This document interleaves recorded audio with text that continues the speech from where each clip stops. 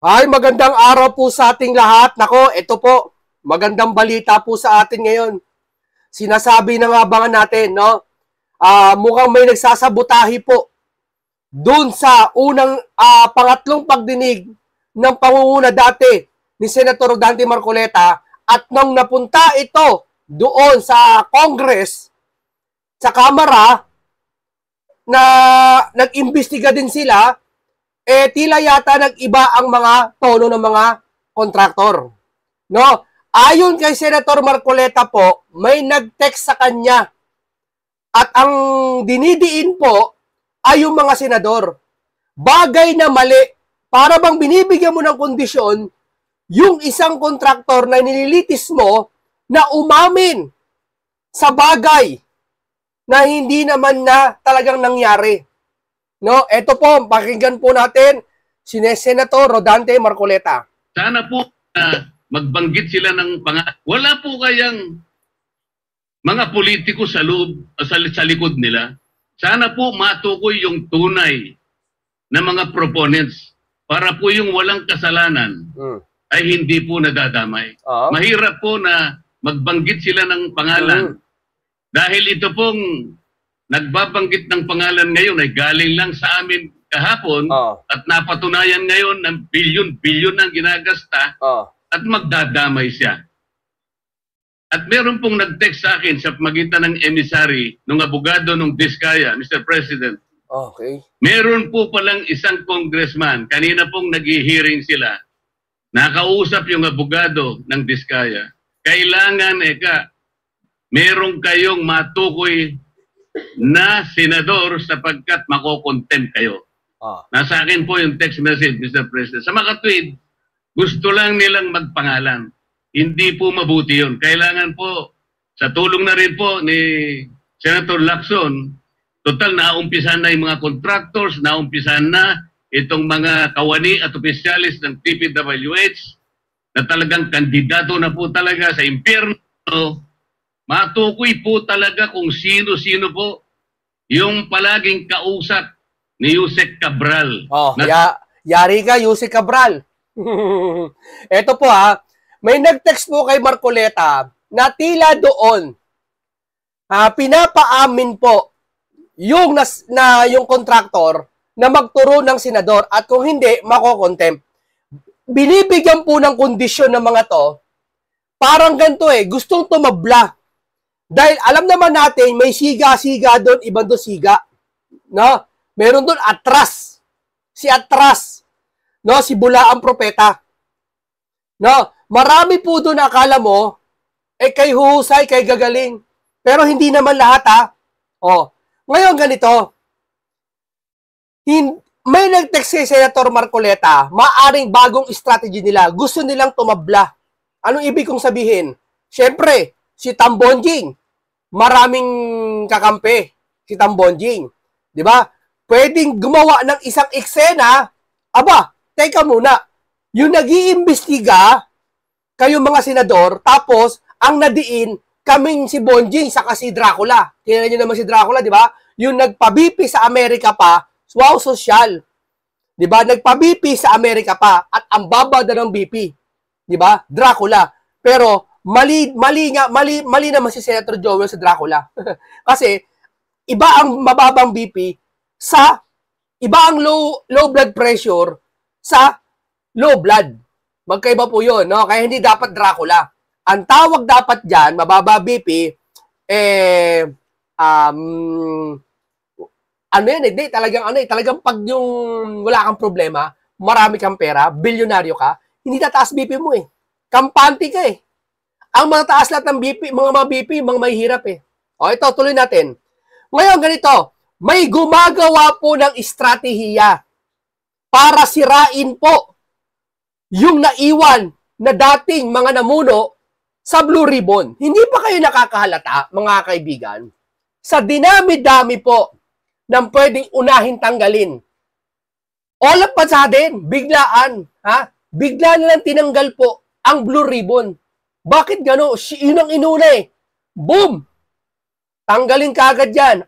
Di ba? Bakit? Kung sakali pala sabi ng taong bayan kung hindi pala banggitin, yung pangalan ni Bonjing ng mga Diskaya, may possible na hindi matatanggal si Rodante. Kasi may narinig ako mga chismis lang, na sinasabi, etong si Rodante ay tanggalin nyo. Kasi si Chis madaling tanggalin eh. Di ba? Si Rodante, si Senator Rodante Marcoleta, tinik sa kanilang lalamunan. Tinik sa kanilang mga dadaanan. Dahil mabigat ito eh. Hindi nila kaya tong brasuhin eh.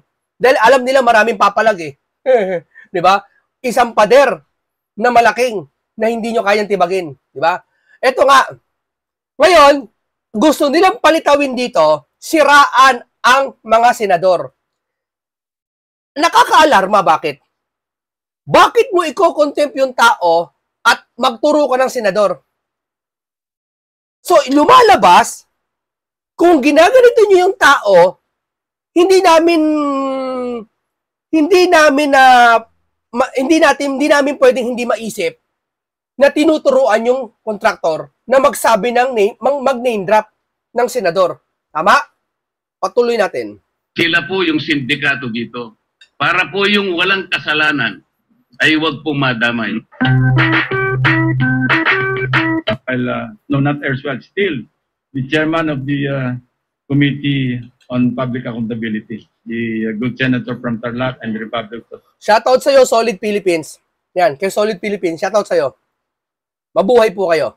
The Philippines. You may proceed then. Maraming salamat po. Solid PH News pala. Solid PH News.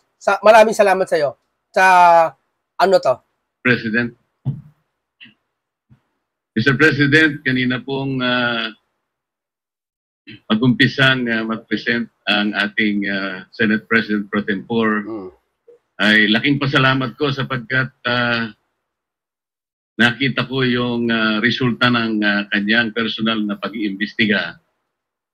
Doon po sa kauna-unahang slide, Mr. President, nakita ko po yung isang text message na galing po yata kay Yusek Catalina Cabral.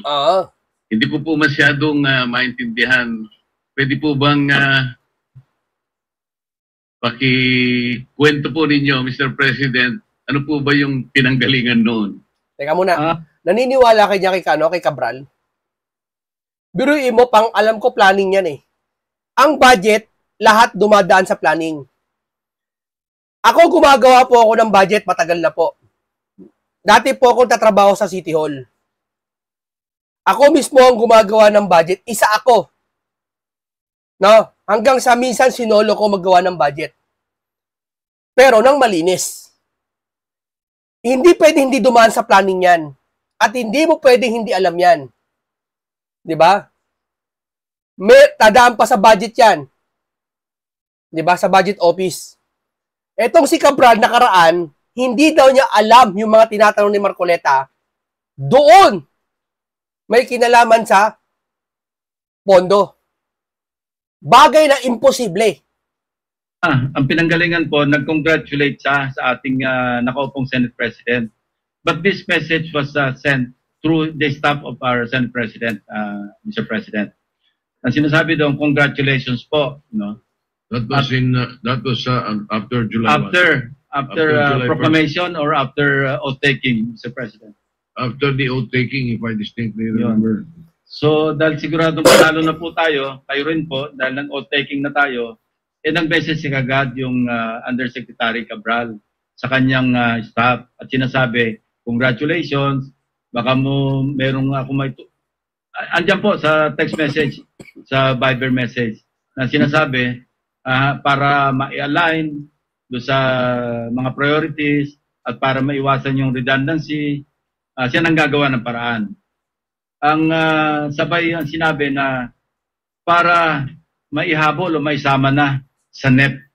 So nag-iimbita siya na magsumite kayo, parang sinasabi 500 million pesos yata, ibig sabihin ng 500 yan eh. Oo. Kasi hindi naman malinaw, pero ang sinabi, po kayo 500 for now.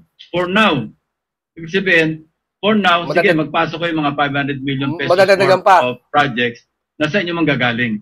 So ito po yung sinasabi natin na isang kamalian ng budgeting or budget process. Dahil ang trabaho, mandato ng Kongreso, both houses, legislation. Yung pong NEP, nasa budget preparation phase na kung saan exclusive domain ng executive branch. Pero bakit po, dahil ganyan ang nangyayari, mismo sa DPWS na nanggagaling na magpasok na kayo rito.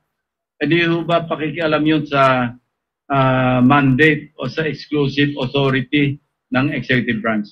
Ayun. Alam nyo ito nagturo na lahat, napatunayan na. Dapat kinakasuhan nyo na Umami na nga Diba? Si Senator Ping, naglabas na to ng mga ebidensya na yung palang dalawang bugok na engineer ng DPWH na yung isang bonjing, yung matabang panot yata yon, nagabundok ang pera lagi sa opisina na hindi mo alam, wala namang business, wala namang pinamana, pero may ganong pera, tapos tatanungin mo, para daw sa lahat yon. Alam mo, dapat sa batas sa Pilipinas ito di ba pag yung isang tao napatay mo, di ba poposasan ka kagad, ikukulong ka? Ikukulong ka, alangan naman di ka ikulong. Sa bahay ka muna, hihintay muna kaso mo. Automatic makukulong ka Bakit hindi magpatupad ng batas sa Pilipinas kayo nandiyan sa Senado? Tip ko lang idea ko lang, na katumbas ng pagpatay, kasi masahol pa sa pagpatay bakit? Yung pangungurakot ng mga to, bilyon Yung isa nakapatay, isa napatay niya. Bagaman masama yun, pero etong nangurakot na to, ng bilyon, pinatalo pa sa casino sabi ni Senator Ping, sa kanya galing, cash to chip. Ibig sabihin, na bumili ka ng cash, chip ang kapalit sa casino, chip kasi, di ba? Umabot na ng 900 million. Kulang-kulang 1 bilyon na, ganun pinapatalo ng mga to. Imbis na ilagay sa proyekto yon, mapakinabangan ng taong bayan at hindi maapektuhan yung kanilang community, nagbaha dahil kulang sa pondo, kulang at ghost project. So, ibig sabihin, doon pa lang maraming namatay, hindi lang sa leptospirosis, maging sa baha. Nalunod yung iba, nawala, inahanap pa rin hanggang ngayon, missing. So, katumbas nung ginawa ng mga to, pagpatay. Dapat, pag napatunayan ng ganito, pusasan na to. Hindi, ako ganun Kung hindi mapatunayan, huwag mo na pusasan. Katulad dapat nung pagpatay, pinopusasan kagad. Dapat ganito gawin to mga to Pusasan kagad, ikulong. Saka namin kay Letici, tatawagin ka na namin. Ay hindi, nakakalaya pa Kaya nagre-reklamo po ang taong bayan. Bagaman nasunod tayo sa batas. Pero ang reklamo ng taong bayan, yung mga vendor, mga vendor na yan, nagsisikap yan araw-araw.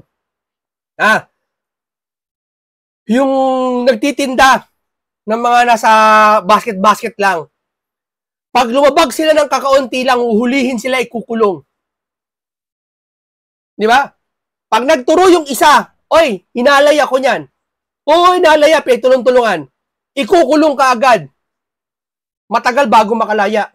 Samantalang itong mga to, may mga pera at kilalang tao at mga empleyado, may hearing-hearing pang nangyayari. Di ba? Kaya tama si Vico Soto Pag mahihirap, kinukulong kaagad Salamat po sa sagot na yon, Mr. President. Ako po'y naniniwala na talagang wala namang initiative na nanggaling sa inyo at siya'y kusa niyang inialok po yung inaakala niya sigurong makakatulong o makakapagbigay ng kasiyahan sa inyo. Yun po yung akala niya. Opo. At agad pong tinanggihan ng ating Senate President. Alam ko po. Sinabi niya agad sa staff niya, wag, ayoko maglalagay dyan. Kasi po kaya ako naitanong. Talagang kamping-kampit sa kay Tito no? Kay Tito Sete, no? Talagang best friend sila Yeah? Pero yung isang bonding, hindi nyo mabanggit ang pangalan. Parang Panginoon Bawal banggitin pangalan ng dalawa Di ba? Si Dracula, saka si BP. Si Boy Baba BP, saka si Tambonjing. Ayaw nyo banggitin pangalan eh. Minsan ba binanggit nyo dyan sa Senado yung pangalan ng dalawa na yon? Hindi. Di ba? Napag-usapan nyo ba? Ba't natakot ka sa dalawa na yon? Di ba? Hindi nyo ba alam, itong investigasyon na to, paikot-ikot lang, tapos may lumabas kay Senator Marcoleta, itong usapan na to, nila ni Ping, sa pag-iimbestiga ni Marcoleta, may sariling investigasyon si Marcoleta, lumabas sa kanya na niluluto ang Senado ngayon. Parang ganun eh. Tila sinisiraan ng Senado ngayon. Para yung mga doon si Bonjing, absuelto, sila pa magaling. Bandang huli. Di ba tama? Tama, mali. Lalabas nito kalaunan, yung mga alagad ni Bonjing doon sa nag-iimbestiga doon sa Congress, yung iba doon ha, hindi lahat. Kasi andun si Kong Marcoleta eh. Si Congressman Marcoleta, andun anak ni Senator Marcoleta, andun eh. Isipin mo kung ang iimbestigahan nila by date, kalaunan, mapupunta na naman ang usapan kay Duterte. Lahat yan. Sa Senado, gano'n na rin. Bakit? Bakit gano'n? Napupunta na doon sa mga Senado. Kalaunan na ito, kay Duterte na naman, hanggang si Sara naman mapag-initan, pamilya naman nila, ma-impeach na naman. Nakukuha nyo yung punto? Doon na pupunta unti-unti yung usapan. Sa mga Duterte na naman. Di ba? Ano ibig kong sabihin? Kitang-kita naman natin eh. Di ba? Kasi napatunayan na mga magnanakaw itong mga to eh. Saka, eto lang ba ang sangkot ng mga to? Para bang umiikot ang mundo? Dito lang. Yung Bonjing, ligtas na naman. Siguro sabi ng iba, eto chismis lang ha, kaya sinibak si Marcoleta kasi nga na-mention si Bonjing. Di ba? Na-mention si Bonjing. Tigas yan eh. Bawal mo banggain yan. Pag binangga mo yun, tanggal ka. Tanggal ka sa serbisyo mo. Makukulong ka pa. Mr. President, kahapon po, ayaw pa niyang aminin na dahil sa pagtatanong ko po na sa kanya, sinabi ko bakit lumilitaw kahit anong ibigay na ceiling ng DBM, pinapalitan mo, sabi ko sa kanya. Ayaw po niyang aminin yon, wala raw po siyang kinalaman kung ang pag-uusapan ay yung paglilista. Wala raw siyang kinalaman. Ngayon po, malinaw na nagsisinungaling talaga siya sapagkat naipakita ko po kahapon, Mr. President, lalong-lalo na po sa flood control projects, yun pong mga insertions, aminin man niya't hindi, ngayon po inapatunayan na natin, ay talagang siya po talaga yung gumagawa. Talagang siya! Diyos ko naman! O tama, alam mo dapat, ito lang eh. O sige, inagawan nyo si Senator Marcoleta ng bilang Blue Ribbon. Inagawan eh. Para sa akin, di sinibak eh. Inagawan. Inagawan to. Kunwari pa kayo, pa-delay pa kayo, kunwari, temporary pa si Arito eh, si Ping eh. Hindi pa naglalagay ng Blue Ribbon eh. Maglalagay pa lang yata eh. Ang alam ko ha, kunwari pa kayo, ilalagay nyo rin naman sarili nyo dyan. O, kung ibalik nyo kay Marcoleta, mas maganda.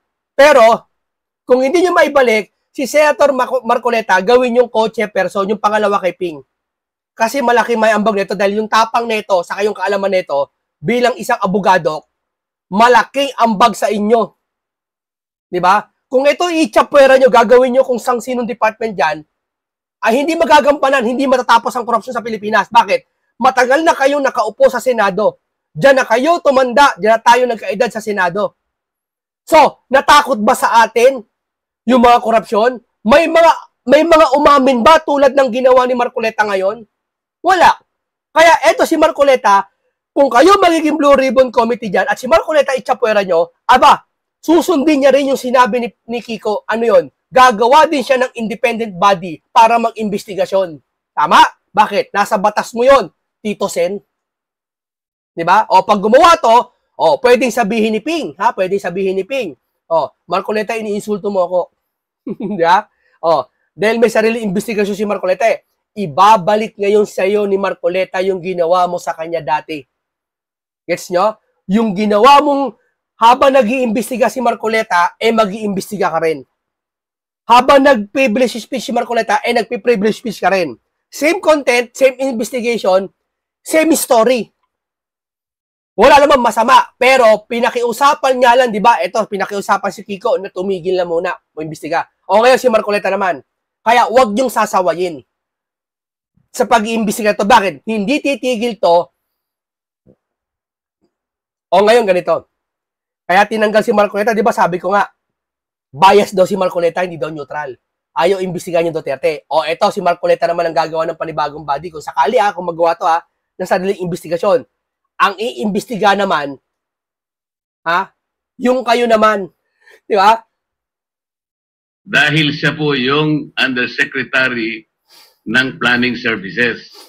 At lalong-lalo... Dito pa pala sa itong siya, Undersecretary ng Planning Services. Sabi ko nga, matagal na akong gumagawa ng budget. 8 years po akong gumagawa ng budget. Kaya alam ko po yung mga insertion. May mga insertion na halimbawa sa opisinang maliit. Maliliit lang, pero napapakinabangan. Nagkakaroon ng programa. Yung city. Doon na ilalaan. Pero itong insertion na to, billion, walang napaglaanan. Kaya, hinahanap ni Marcoleta at hinahanap ng sambayanan nasaan napunta yung pera. At nung nagsalita na ng clue si Diskaya, ano nangyari? Sinibak si Marcoleta, kumambyo si Diskaya, hindi nabanggit yung Bonji at Dracula.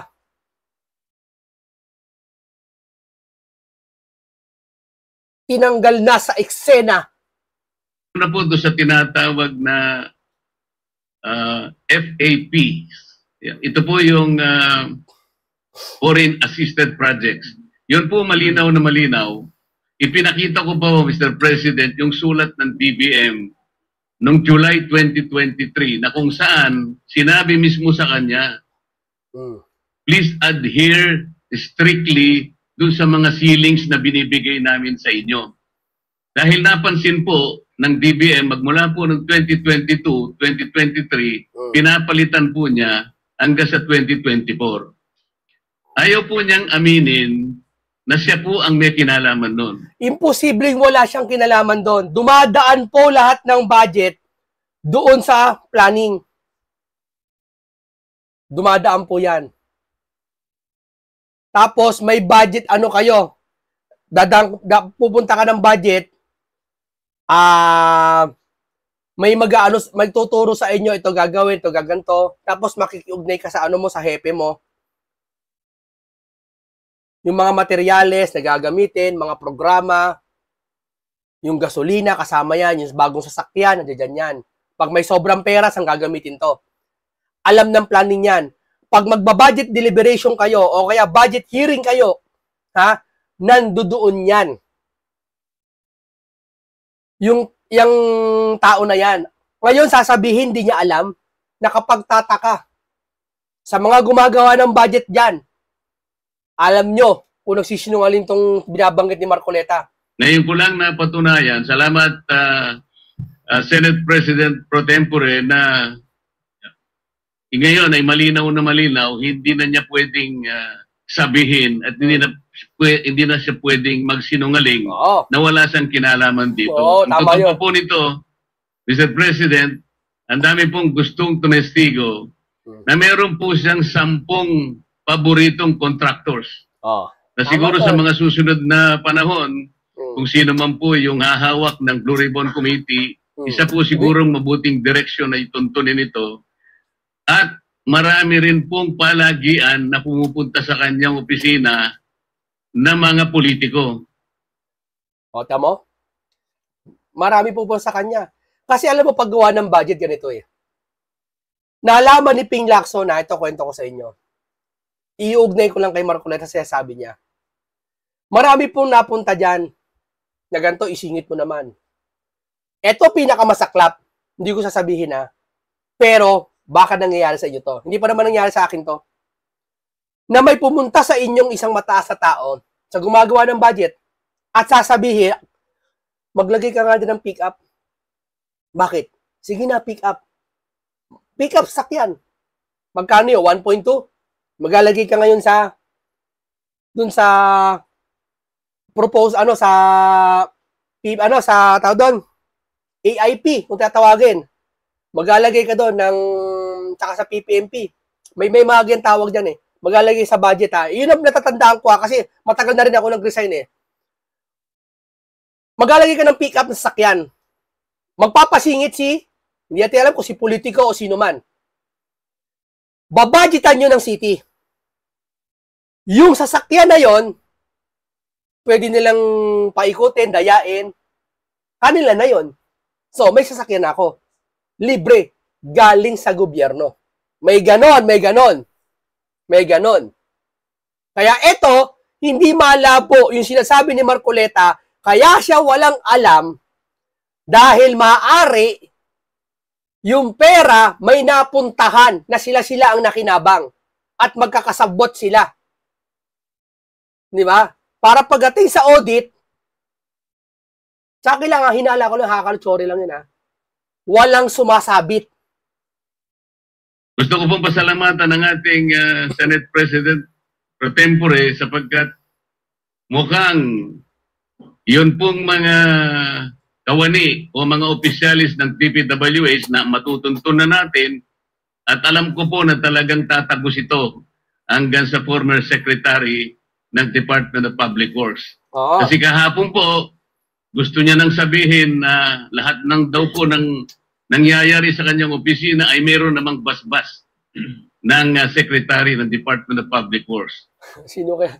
Akala ko basbas ni Bonjing eh. Pag basbas ni Bonjing yan, untouchable yan. Pag basbas ni BBM yan, wala. Sabi niya iba, budol yan. Pero pag basbas ni Bonjing, yari kayo dyan. Huwag niyong kakalabanin yon. Mababaliktad ang sitwasyon. Mapapakambyo ka. Maladiskaya.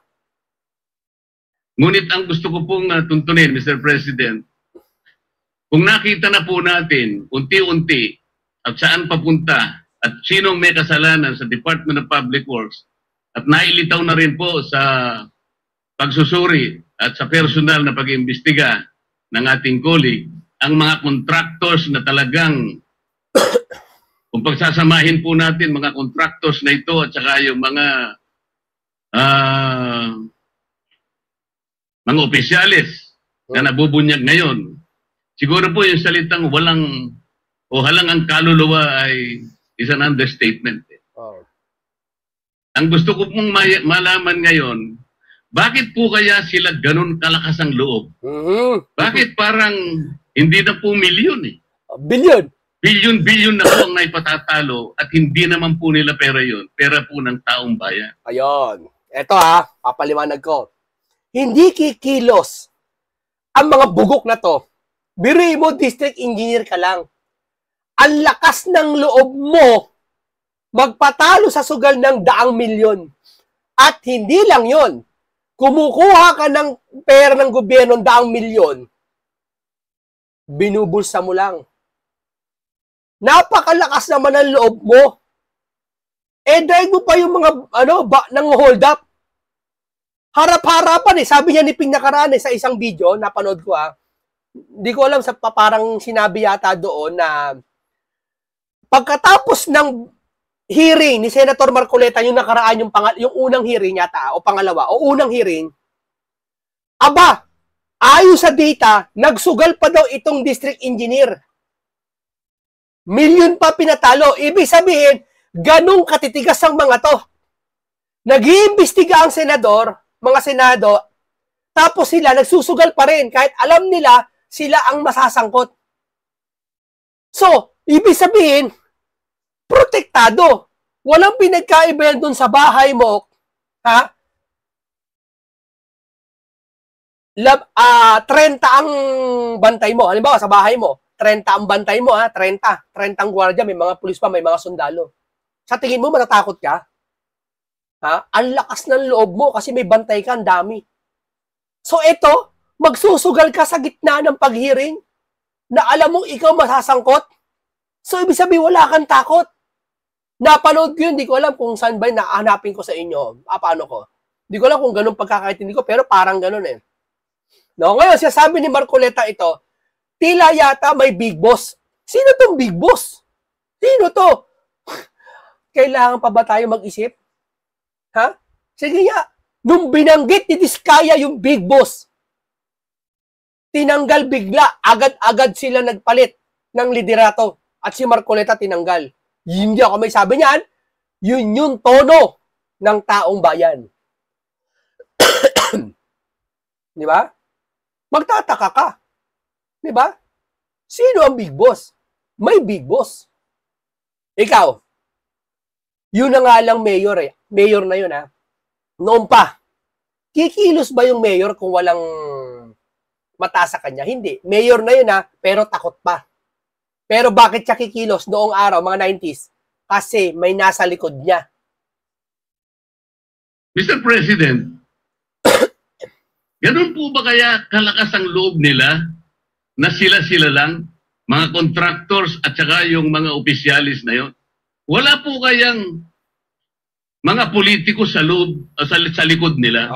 Sana po matukoy yung tunay na mga proponents. Alam ni Marcoleta kung sino eh. Yung si Marcoleta nag-iimbestiga bilang Blue Ribbon, napupunta na doon unti-unti sa Big Boss. Alam nyo na yon kung sino. Di ba? Napupunta doon sa Big Boss. Ha? Sa Bonjing, Bonjing tuloy. Hindi. Big Boss. Napupunta sa Big Boss. Di ba? Ngayon, pag yung pag-uusap napupunta na doon, napapansin nyo, biglang nalilihis, naiiba yung hangin. Tama, mali. Doon sa isang investigasyon na nangyari agahapon, hindi sa Senate, doon sa kabilang investigasyon, pag yung usapan napupunta na sa iba, may mga magsisingit. Yung isa, malaking ngipin, Inasari Duterte. Ano ang sabi? 2016, dapat na imbestigahan, ganun-ganun. Napupunta na doon sa usapang Duterte. Gets nyo? Parang ayaw nyo ituro itong big boss na tinutukoy ni Marcoleta na bagay na sa tingin ko haka ko, hinala ko, alam ni Marcoleta kung sino to. Pero tinanggal na siya. Ang kapangyarihan nasa sa inyo na. Wala na kay Marcoleta. Magbabantay ang taong bayan kung babanggitin nyo pa yung big boss na yon na tinutukoy ni Marcoleta. O, gagawa si Marcoleta ng sariling investigasyon na huwag kayong maiinsulto na bagay ginawa nyo rin noon kay Senator Rodante Marcoleta. Di ba may sarili kayong investigasyon dati? Habang nag-iimbestiga si Marcoleta? O ngayon, siya naman mag-iimbestiga habang kayo nasa posisyon din ng Senate Blue Ribbon Committee. Ng komite. Para po yung walang kasalanan ay hindi po nadadamay. Mahirap po na magbanggit sila ng pangalan. Dahil ito pong nagbabanggit ng pangalan ngayon ay galing lang sa amin kahapon at napatunayan ngayon ng bilyon-bilyon ang ginagasta at magdadamay siya. At meron pong nag-text sa akin sa magitan ng emissary ng abogado ng Diskaya, Mr. President. Meron po palang isang congressman, kanina pong nag-hearing sila. Nakausap yung abogado ng Diskaya. Kailangan, meron kayong matukoy na senador sapagkat makokontempt kayo. O, tingnan mo, yung banggit, kailangan. Iba kasi yung word na kailangan eh. Ibig sabihin, mandatory, kailangan. Dapat ang banggit doon, may senador ba? Pag hindi kayo umami, makokontempt kayo. Iba yon. Pero pag sinabing kailangan, nilalagay mo yung mga gusto mong sabihin sa kanyang puso at isipan na gusto niyang sabihin na sinong senador. Kailangan may babanggit kayo. Ano ibig sabihin? Porkit ba sa Senado na nag-hearing kay Rodante Marcoleta ay nakaraan ikatlong hearing na nabanggit yung pangalan ng Bonjing? Ngayon, para lumalabas, para tumabla, kailangan may mabanggit din na senador. Ang mahirap nito, maapektuhan lahat ng Senado. Kasi kung nabanggit na si Jinggoy, pati si Joel baka yung iba rin. Hindi po nadudungisan dito si Joel at si Jinggoy lang. pati ang pangalan po ng Senado, nadudungisan. Damay po si kayo dyan, Sir Ping, Sir Soto, pati si Senator Marcoleta at lahat. Hindi ba kayo na-alarma dyan?